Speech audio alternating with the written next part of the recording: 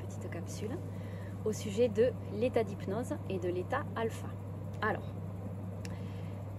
qu'est-ce que l'état d'hypnose? Qu'est-ce que l'état alpha? Vous le savez, c'est l'état entre la veille et le sommeil, celui où on commence à s'endormir, on est en état modifié de conscience, donc les ondes cérébrales diminuent leur fréquence et c'est là qu'on atteint le degré de conscience, un degré plus fin de conscience sur lequel on peut aller explorer l'ensemble de ce qui nous concerne, donc nos problématiques, d'où on vient, pourquoi on reproduit en boucle les choses. Voilà. On a accès à toute cette bibliothèque nous concernant. Il faut juste s'orienter au bon endroit et non pas dans l'éther pollué avec tout ce qui est archives akashiques, etc.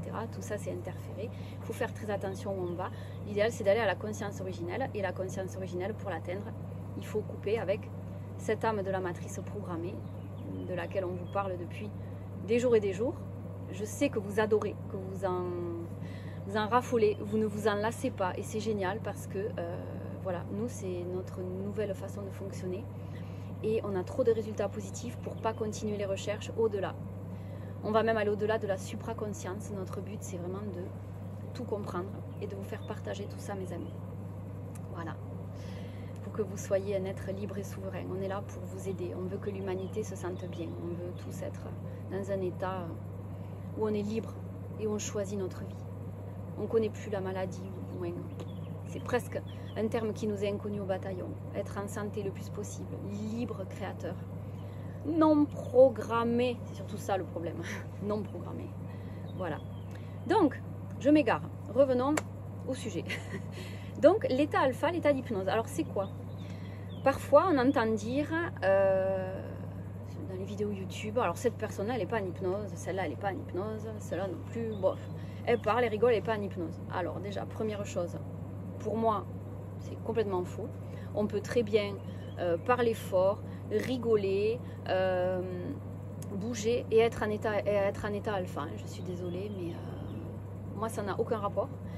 Une personne qui peut avoir l'air complètement endormie, qui a 2 de tension, qui parle comme ça, de manière robotisée, etc., elle peut ne pas être du tout en hypnose. Alors ça, c'est vraiment un sujet...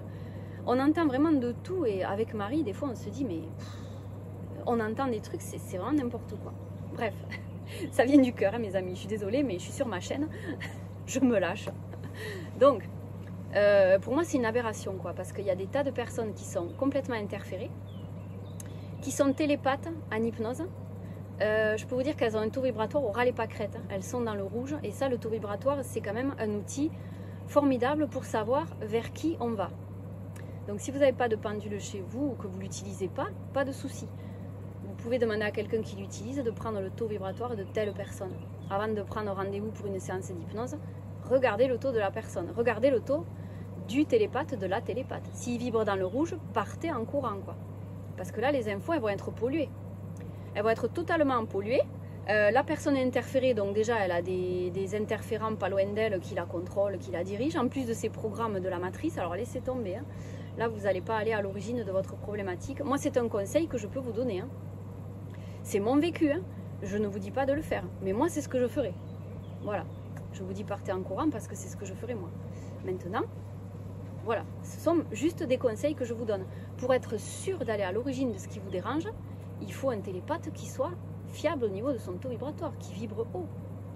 Comment voulez-vous aller à l'origine des problèmes si la personne ne vibre pas, qu'elle galère déjà dans sa propre vie avec ses propres problèmes? Elle ne va pas pouvoir vous aider, elle ne peut pas s'aider elle-même. Ça paraît logique, hein.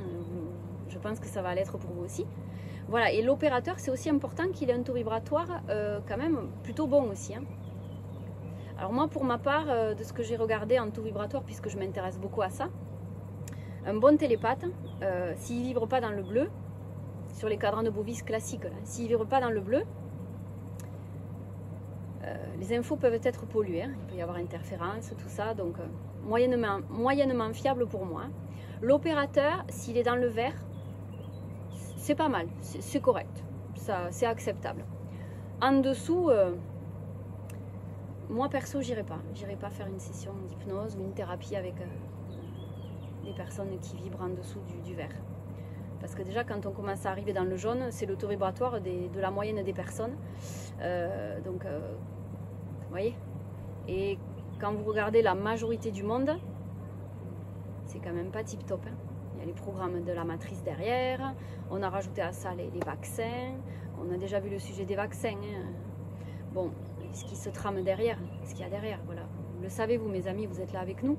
Et si vous êtes vacciné, vous avez conscientisé, vous êtes déjà sur le chemin. Donc il n'y a pas de problème. Même vacciné ou pas, vous êtes bienvenus ici de toute façon. Vous êtes en train de conscientiser. Donc bienvenue mes amis, venez avec nous. On boit un coup. Voilà. Donc c'est très important de voir à combien vibre votre télépathe, déjà pour commencer. Donc c'est pas une question d'être, de sembler être en hypnose ou pas. C'est complètement ridicule pour moi. Vraiment. Parce que ça se résume pas qu'à ça. Je suis désolée mes amis, hein, enfin, je suis cash, hein, mais là ça me met hors de moi d'entendre ce genre de trucs. C'est encore une fois des programmations.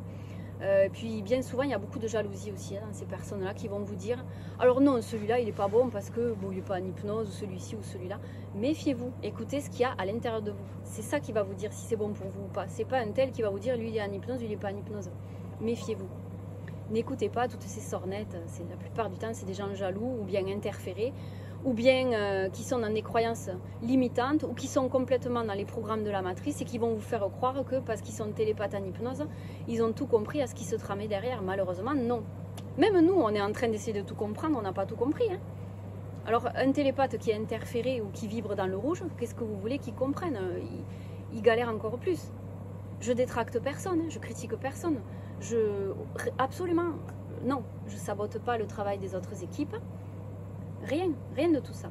Je respecte tout le monde. C'est juste mon point de vue. Moi, ça me sidère d'entendre des trucs comme ça. Parce que, bon, je ne vais pas citer la chaîne, mais une chaîne que je suis, que j'aime beaucoup, qui a les mêmes recherches que nous, etc.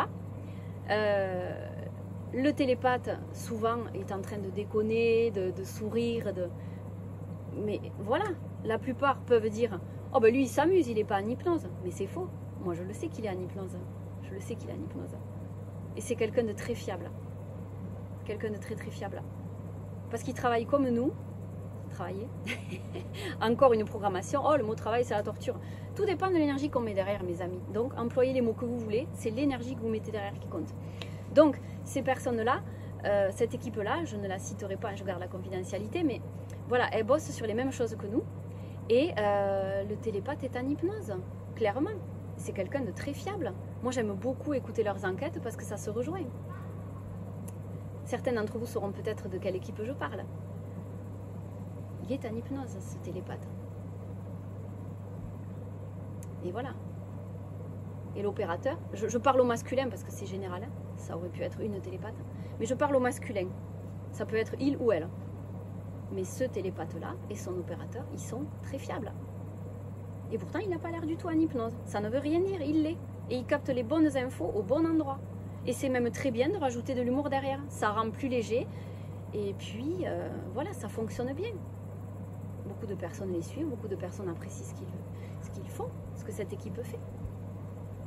Voilà, bon, petit aparté, ça c'est quelque chose qui vient de mon cœur, à moi. Donc mon avis à moi, mon ressenti.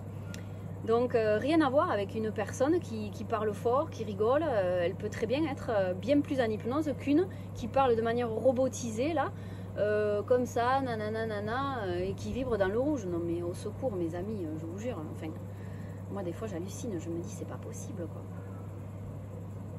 Ben, c'est incroyable.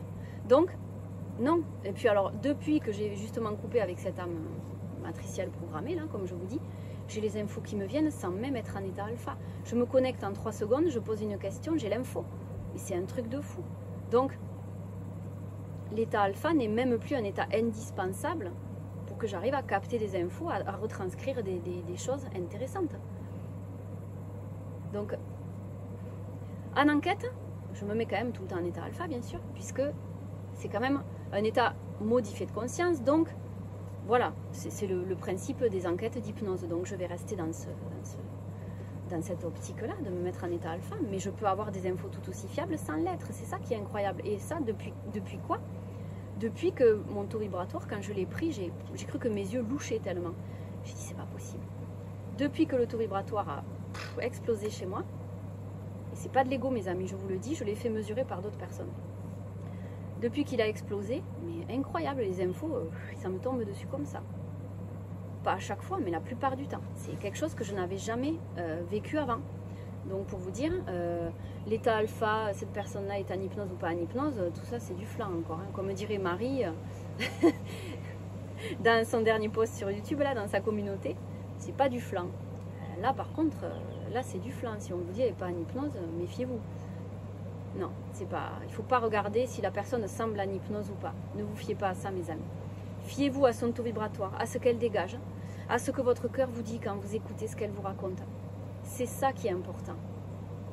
Et pas toutes ces personnes programmées qui sont dans des croyances limitantes qui vont vous dire alors telle personne, elle ne sait pas ce que c'est tel truc, tel truc. Alors celle-là, elle ne connaît pas les mondes ésotériques. Et puis alors celle-là, elle ne connaît pas le monde de l'invisible. Ah puis alors ça, c'est pas votre travail, c'est normal que vous ne compreniez rien à ça. C'est normal que vous êtes largué. Mais de quel droit on peut être condescendant comme ça, vous voyez? Et ça, on le voit sur la toile assez souvent. Je cite personne parce que je l'ai vu à divers endroits. Mais c'est incroyable. Quand on est un vrai thérapeute, on ne peut pas être condescendant comme ça, vous voyez? Moi, je vous dis mon ressenti, là, je juge personne. Mais c'est mon ressenti, pour moi, c'est de la condescendance, c'est pas aligné avec ce qu'on fait, on doit être dans la bienveillance. C'est comme si moi, là, j'allais vous dire, ben tiens, toi, t'es vacciné, t'as rien compris, t'es dans la matrice programmée, mais de quel droit je dirais ça? Je n'ai pas à être dans le jugement de ce que vous faites. Je suis juste là pour vous éveiller, vous dire, bon, attention, ce qu'il y a dans les vaccins, fais tes recherches, regarde ce que ça engendre. J'ai fait des enquêtes là-dessus avec Marie, par exemple. Renseigne-toi. Voilà, mon rôle, c'est d'essayer de vous amener à la conscience et non pas de dire, oh ben toi, t'es vacciné, je te veux pas dans ce clan. Mais de quel droit je ferais ça? Mais mon Dieu, mais j'aurais honte. Alors c'est pour ça, être condescendant, dire, de toute façon, ces personnes-là, elles connaissent rien au monde ésotérique. Franchement, moi, je pars en courant quand j'entends ça. Je vais voir un thérapeute, il me dit ça, je m'en vais. Je vous dis de suite, direct. Ah ben là, ça fait pas un pli. Je m'en vais de suite. On ne doit pas être condescendant. On doit être bienveillant. Et on doit vouloir accompagner les personnes qui nous suivent, qui s'en remettent à nous, qui nous font confiance. Moi, c'est ça, mes amis. C'est pour ça que je vous aime, parce que j'ai envie de vous aider si je peux vous accompagner. Je ne suis pas un gourou, je ne suis pas au-dessus de vous. Mais si je peux vous accompagner, parce que moi-même, j'ai des réponses que vous n'avez pas encore, peut-être que vous en avez que moi, je n'ai pas non plus aussi. Vous voyez? C'est un échange. Moi j'aime vous accompagner. C'est comme, des fois, c'est comme si vous étiez un peu mes bébés, si je peux vous aider. Enfin, moi, j'adore. Je suis hyper attendrie. Quand vous me posez des questions, que vous attendez une aide, je suis touchée, je suis attendrie, comme devant son propre enfant, quoi. C'est ça qui est chouette. J'adore. Voilà. Bon, la petite minute fleur bleue. Et oui, je suis comme ça. C'est ma nature. Je sens beaucoup les choses. Très, très, très sensible, hyper sensible. C'est un atout. Hein. Après, il faut savoir se protéger des énergies néfastes autour de soi, mais c'est un atout. Voilà, mes amis. Bon, ben, je pense que j'ai apporté un contenu assez fiable par rapport à ça. Je l'espère, du moins, en tout cas, de mon point de vue, c'est fiable. Maintenant, c'est vous qui me direz. Votre avis compte. Plus que le mien, d'ailleurs, puisque c'est grâce à vous que tournent mes vidéos. Autour de vos questions que tournent mes vidéos, mes capsules, etc. Donc là, voilà, ne vous fiez pas à l'état d'hypnose, l'état alpha ou pas. Cette personne, elle est en état modifié de conscience, ou celle-là, elle ne l'est pas. Non, non, non. Je récapitule. C'est pas fiable. C'est pas fiable. C'est un des moyens de voir si elle est en état d'hypnose ou pas, mais c'est pas ça qui va faire que les infos qu'elle va vous donner sont fiables ou non.